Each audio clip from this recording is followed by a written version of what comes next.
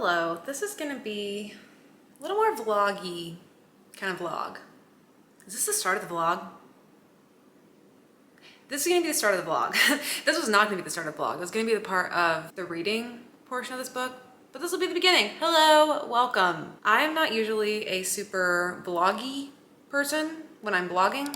How many times am I gonna say vlog? Usually when I'm doing a reading vlog, I just talk about books and we get quick cuts and you occasionally get a little b-roll of me reading. But for the most part, it's just me talking about the books. But today I'm in the mood to do something a little bit more vloggy. So we're in my kitchen. I'm getting ready to cook dinner. It is an early dinner. It is 5:25 p.m. But I forgot to eat lunch today. And so all I've eaten is an English muffin with peanut butter on it and a stick of string cheese, which I always want to call a cheese stick, but I feel like that's confusing. So string cheese. That's all I've eaten today. 5:25 p.m. Not good. Cooking an early dinner. It's also storming, so you may be hearing the thunder. This is not advisable. I do not advise this, but I think I'm gonna have a beer while I cook.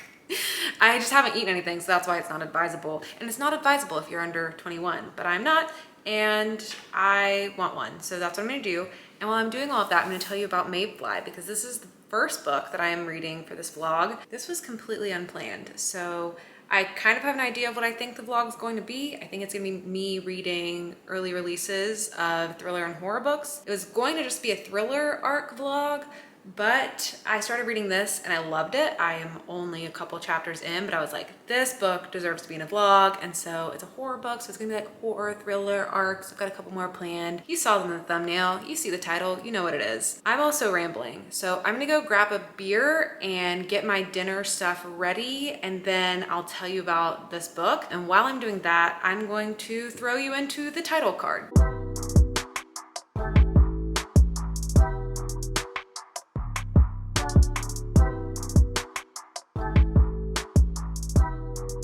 Okay, what we're doing, I'll let you know that too, and then I'll tell you about the book, I promise. We're making this. It is a Tuscan pork sausage and pepper spaghetti. It's a HelloFresh meal. I've been doing HelloFresh since the pandemic started at the beginning of 2020. And I always told myself I would just cancel it at some point because I've learned how to make all these meals at this point because it's been 3 years, but it's just so convenient, so I don't cancel it. And we are having a 1985 IPA from Voodoo Ranger. I've actually never had this before. I think it might be a limited edition one. I don't know. I've had a lot of Voodoo Ranger in my days, but I've never had this specific one. And it was part of like a mixed pack situation. So I hope it is good.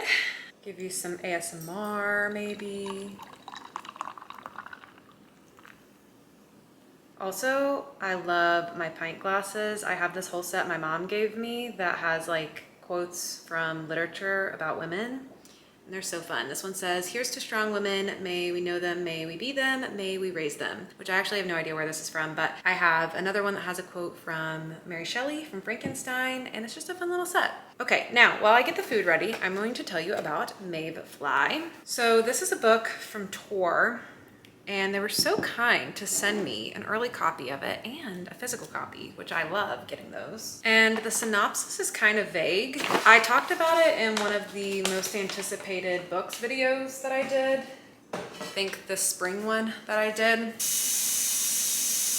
Also, I just took my first sip and it's more citrusy than I thought it would be. It's really good. But anyways, I talked about the book in an anticipated release video, and the synopsis is kind of vague, so I wasn't exactly sure what it's going to be about. And the way it describes itself in the synopsis, it basically sounds like you're following a woman who is working as Elsa at Disney, like she's one of the princesses, and then she decides to go on a murder spree. And that intrigued me. And so I started it, and I can say now, that is what it's about. And just the authorial voice that this author exudes in their writing, incredible, so good. Like the presence, the tone, just the character, in just the writing style alone is so good. So I feel like I'm really gonna love it, which is also part of why I wanted to vlog it, because if I'm gonna love this book, I would love to have it captured on video. But yeah, I'm not super far in at this point. Like I said, I only read a couple chapters last night, so I'm on chapter 4. But let me just read like the opening to you because it just grabbed me so quickly. Every man shares the same fantasy, and it is this: he will marry a universally beloved sweetheart, live a noble life, and succeed in all the ways his father taught were best. And when he stands at the pinnacle of filial and paternal achievement, when he has finally reached that great depth of goodness, honor, and inarguable virility, then and only then his wife, child, and pet should be ripped from him, violently, unforgivably, restoring, ultimately, freedom. Gosh, the writing's so good. And also, does that not call back so much to the opening of Pride and Prejudice? I just loved it. Very much captured my attention. And the main character just seems like someone who is going to be super unhinged in the best way. I'm also detecting some potential queerness in the story. I don't know, we'll see if that develops further. But yeah, you're following Maeve, and she is working as Elsa at Disney, and it's just unsettling. It is unsettling. She's gonna be unhinged. The writing style is great, and I'm excited to read more and then tell you more about it. But for now, I'm going to cook my dinner, and then I'll update you once I have more reading done.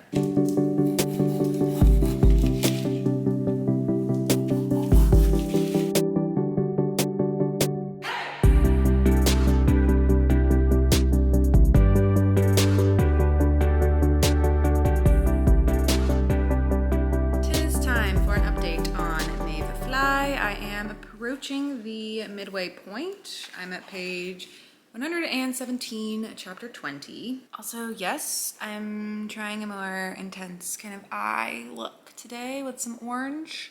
If you've been following my journey, I'm just playing around with my makeup more. It's not really a journey, I just talked about it in one video. But if you're like, what is going on with her eyes? Yeah, I don't know.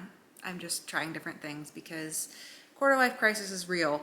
But yeah, let's talk about Maeve Fly. So like I said, I'm about midway through, and it's gotten a little slow, I will say. There's a lot of the story that's taken up by like this male potential love interest, which I'm not fully loving. I'm like, I don't care about him. I want to get to the murder. That's what I'm here for. And we are seeing Maeve start to take a dark path and start to go in a darker direction, but she's just getting so distracted by this man. And I'm like, I don't care about this man. Why do we keep talking about this man? Who is this man? So I am hoping that things pick up a little bit more in the second half, because it started very strong and then it kind of got like a little repetitive, and I need it to like pick back up at this point. Otherwise in the story, all I've really told you it's about is this woman, Maeve, who's working as Elsa at Disney, and then she goes on this killing rampage. It's really like seeing her descent into madness, I guess, is what it's going to be, but just some other factors going on in her life. She lives with her grandma, who is currently really close to death and not able to interact with her anymore. And so that is a traumatic thing in her life that she's dealing with. And she also has her best friend, Kate, who she works with. She is the Anna to her Elsa, quite literally. And Kate wants to be like a Hollywood starlet, and Maeve feels like the death of her grandmother and the loss of her best friend going into Hollywood stardom are each both about 2 years out from happening. So she feels like she's really got to seize this moment in life, because she feels like everyone she loves is about to abandon her. And then things escalate a little bit in the story where she feels like it's going to be happening even sooner. Like her grandma might die even sooner, and Kate might leave her even sooner. So that's kind of what's catapulting her into this moment of descent, it seems. And then the guy who's coming into the story is Kate's brother, who is visiting town and is handsome and is causing some stirrings of feelings in Maeve that I guess may send her even deeper in the spiral. And I went back and checked the synopsis because I didn't remember him being a part of it, but it does say like, when Gideon Green moves to town, he awakens something dangerous within her, and the world she knows suddenly shifts beneath her feet. So there's also this potential that he could be kind of like a bad influence. Like I could see him potentially being dark, I don't know. Or maybe she just gets upset by the fact that she starts to have feelings for him because she doesn't want to. And she feels like everything is leaving her and losing her. Not really sure. But I'm still enjoying the writing style of it all. I think we're just at like a turning point in the book. I really want to see like, is some action going to pick up? Is some plot development going to pick up? Or is it going to be a really slow burn all the way to the end? not sure. So I'm gonna keep reading on my own for a little bit, and then I'm gonna do some reading sprints with my channel members in a little bit. And so hopefully I can finish this book today and then let you know what I thought about the rest of it.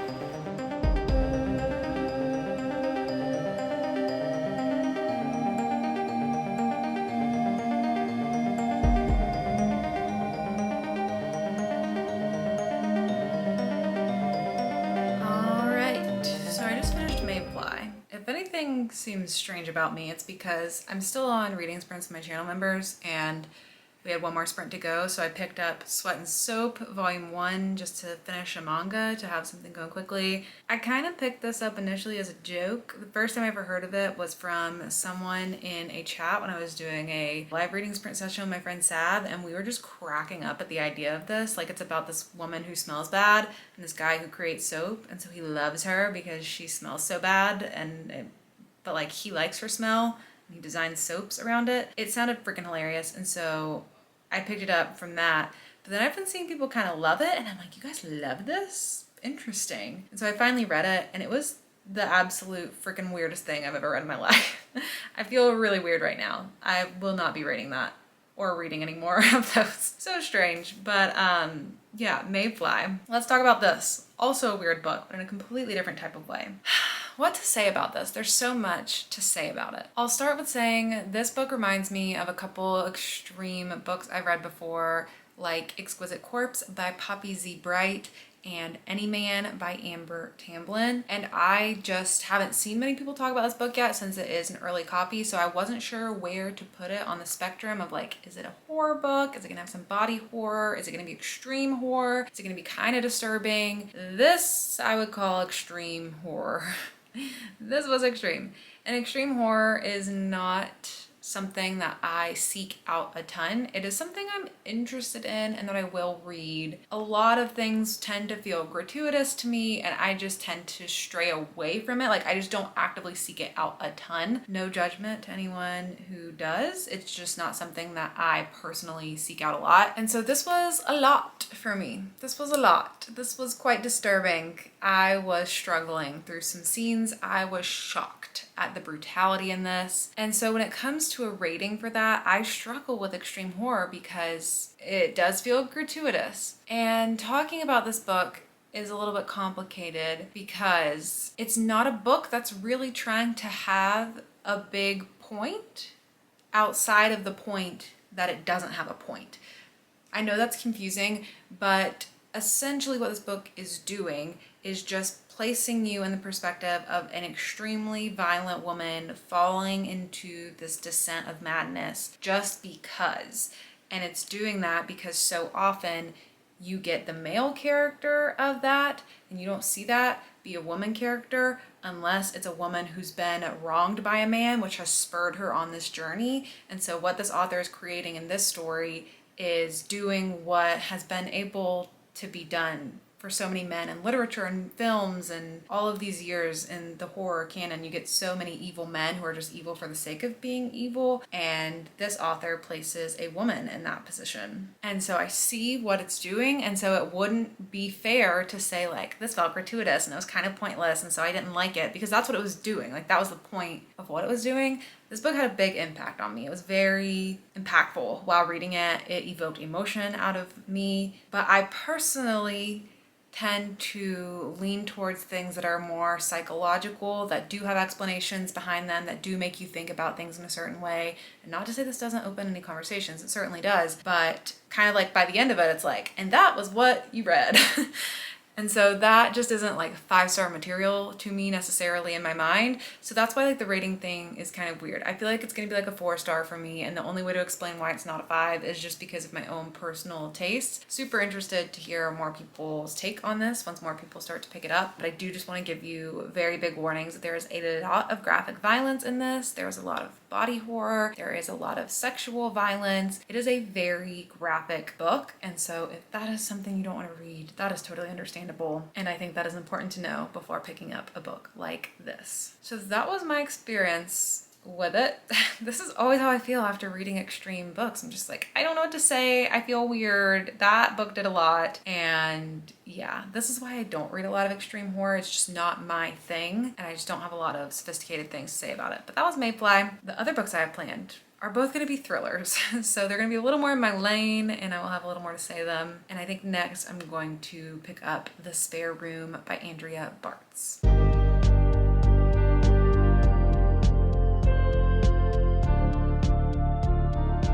Hello, excuse the wet hair. I just got out of the shower. It is a Sunday, and Sunday, well, not every Sunday, but most Sundays, and this Sunday was a cleaning day, and it was a big one. And then after cleaning, I'm like, I need to be clean, and now I just want to go sit on my couch and light a candle and have the like candle smell with a clean house and read a book. That is the peak experience that I am excited to get ready to go have for the rest of my Sunday. But before I do that, I did want to give a first update on The Spare Room because I read a lot of this book last night, and I think I'm gonna finish it in like the next hour or so. And so I did need to catch you before I go and get lost in the book again. So I started the book last night a little bit before I went to bed, and then I stayed up until 1 a.m. reading it, which I don't normally do. And I'm not necessarily loving it. It's just really, really compulsively readable. And I felt like I was approaching a twist and I really wanted to get to the twist, but I haven't really gotten anything yet. I am 44% of the way through the book. I'm right at chapter 29, and it just reads so quickly. I do need to see what the synopsis says to make sure I don't give away anything too much about this. I like to be extra careful about that when I'm reading arcs because I know not many people have gotten the chance to read it yet, and so I just want to be really careful to not spoil anything. But the general way that this story is described in the synopsis is you're following a woman named Kelly whose new life in Philadelphia has turned into a nightmare. She is friendless and jobless, and the lockdown has trapped her in a tiny apartment with the man she gave up everything for, who's just called off their wedding. So this is a COVID-19 pandemic book, which I did not realize going into it, and it is very much like a part of the story, just in the fact that it's like a part of their circumstances. It comes up a lot, things like masks, quarantining, being careful, not hugging people. It's like very embedded in the novel, so if that's not something you're looking for, just a heads up on that. And yeah, Kelly was living in Philadelphia with her boyfriend, and they were engaged to get married, and then the wedding was gonna have to get pushed back because of the pandemic, but then he was like, actually maybe we should just like put our foot on the brakes anyway. She's like, what do you mean? And so they're a little bit on the rocks, and so to give him a little bit of space, she decides to go stay at her friend's place in the spare room. Her friend is this woman named Sabrina, and Sabrina has a husband named Nathan. And her and Sabrina went to high school together, but they have not been connected much in recent years. They just got reconnected during the pandemic. They started chatting a little bit. Sabrina is now a successful author, and it is strange circumstances, I will say, for this woman Kelly to just be like, yeah, let me reunite with this girl from high school who I wasn't really even friends with in high school, and let me just go stay with her and her husband for a few weeks because my relationship is on the rocks and it's the pandemic and there's nothing else to do. Like, you do have to suspend your disbelief a bit in a lot of ways in the story so far, because I'm just like, I would literally never do that. Like, I cannot imagine if something was going on in my relationship, a random person from high school is like the absolute last person on my list. I would go stay with a stranger probably before I stay with a random person from high school. And then the rest of the synopsis lets you know that there, while she's staying with Sabrina and Nathan, Kelly secretly finds herself falling for both of her enchanting hosts, until one night a wild and unexpected threesome leads the couple to open their marriage for her. At first, Kelly loves being part of this risque new world, but when she discovers that the last woman they invited into their marriage is missing, she starts to wonder if they could be dangerous and if she might be next. So the synopsis does give away quite a bit of what I've gotten to so far, 44% through the story. I didn't know if it was gonna let you know that there's a threesome, but like, there's a threesome. Like, on the page, there's a threesome. I mean, it's more like fade to black and it's like, we had a threesome, but the lead up to it, like, this is a steamy thriller so far. It has been very steamy. I knew it sounded like it was gonna be steamy based on the synopsis, but it kind of is reading like a little bit like a romance so far because there hasn't been anything too thrillery happening. And it's kind of reminding me of The Housemaid by Frida McFadden at this point. So that's why I got so sucked into it last night. I was just like reading because I want to know what the twist is going to be, because there has to be one, right? Like, some something is going to disrupt this. There's going to be something happening, because right now it's just too good to be true that Kelly was like having trouble in her relationship, moved in with these people, and is now just in a polygamous relationship with them, basically. There are some kind of like sketch vibes in the neighborhood. There's some sketch vibes around Sabrina and Nathan. Like Sabrina has apparently had a stalker before. She is a romance author, which also comes into part of the story. Like she writes really steamy books with like a threesome kind of situation, and then that starts to happen with them. Nathan works with like the government in some secret way that you don't really know about, and there's just a lot of tension. So I suspect something has to change pretty soon to release the thriller part of the plot and let me see where it's going. Right now I would say I'm hooked.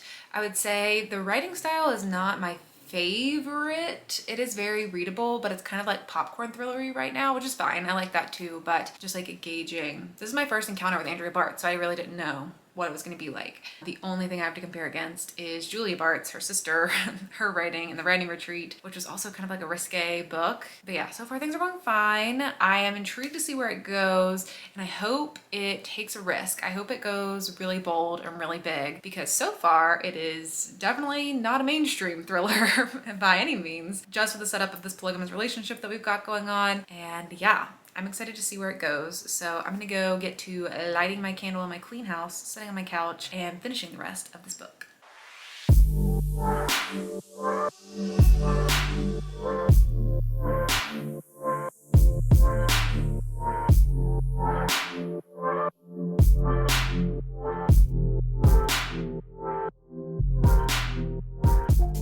Okay, it's a couple hours later. I finished the spare room, and unfortunately it was quite disappointing to me. I wish I would have read something else from Andrea Bart's beforehand so that I could compare this to anything else that she's done, but I would definitely call this like a romantic suspense versus a thriller with romance elements. It is very, very romantic throughout a lot of the story, and the thriller elements really don't come in until the last little bit of the story. And then with the way things get resolved, it just doesn't feel as much like a thriller as it does of like a romantic suspense. Because I have had her on my radar for a while, and then I love the book I read from her sister Julia Bart's, and this sounded so interesting to me. It just didn't ultimately go in the direction that I wanted it to go. So I'm still interested in exploring more from this author, but this one just did not do it for me. I think if you are a romance reader who's looking to get into thrillers, or if you are a reader who loves romantic suspenses, then this is going to be for you. And it's not even like a prudish thing. Like, it's not because of threesome. Like, I was here for the threesome. Like, that was steamy. That was interesting. It just didn't like result in a way that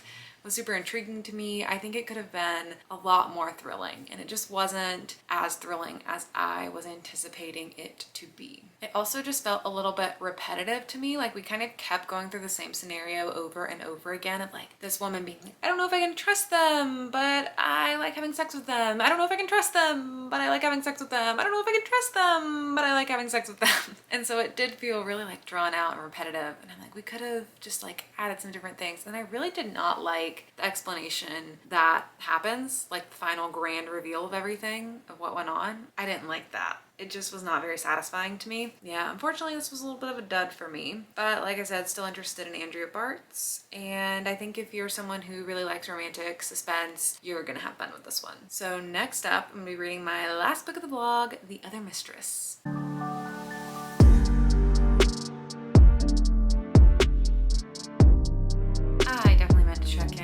Earlier, but these books are just reading really fast. I'm 50% through The Other Mistress by Shanora Williams, and I'm also realizing that all three of these authors I am reading for the very first time. So this is also kind of like an author taste test with arcs, which is the best way to do it in my opinion, because I haven't heard anyone's opinions about these books yet, and so I'm going in completely clean slate. Although it's not going well. The Other Mistress is a domestic thriller book. In this story, you are following a woman named Adira, and she is married to a guy named Gabriel. I'm looking over at my synopsis on my computer here. Gabriel is cheating on her, not just with one woman, but with two. One of them is this woman named Jocelyn, who is a club owner, and then the other one is named Juliana, and she is a makeup artist, and Adira kind of like becomes friends with Jocelyn, sort of, and they're like kind of in on it together of trying to ruin the other relationship. And so then Adira starts posing as a fake identity to get close to the other one, Juliana, to try to ruin their relationship. And the synopsis says even more, but I didn't want any more spoiled for me because I'm 50% of the way through and there's still more in the synopsis that I haven't gotten to yet, so I didn't want to like spoil a twist or anything. But I imagine this is going to be one of those stories where like people are lying, probably lying about their identities, lying about their motives, some sort of mix of that. So far it reads super quickly, but also it doesn't feel like a lot is happening. So I am really looking forward to the second half of the story, seeing what happens, but I'm pretty sure I was saying that with the spare room as well, and then we saw how that went.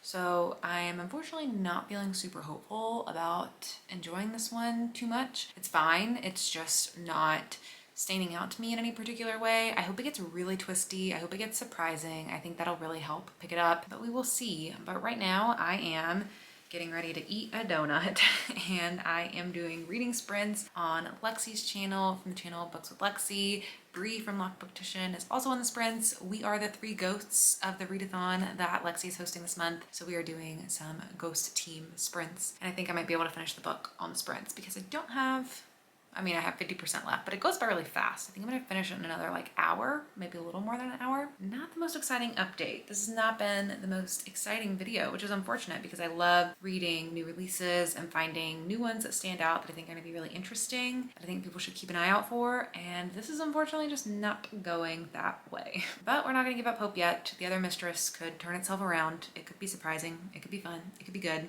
We're gonna keep giving it a chance, and I will check in with you once I finish the book. I just finished and it was not good. I'm not gonna be rating this one for reasons that I'm not even gonna explain. Oh, it was not good. It was not good. I didn't like the twist, and I especially didn't like the ending. I guess I'll explain why I'm not rating it.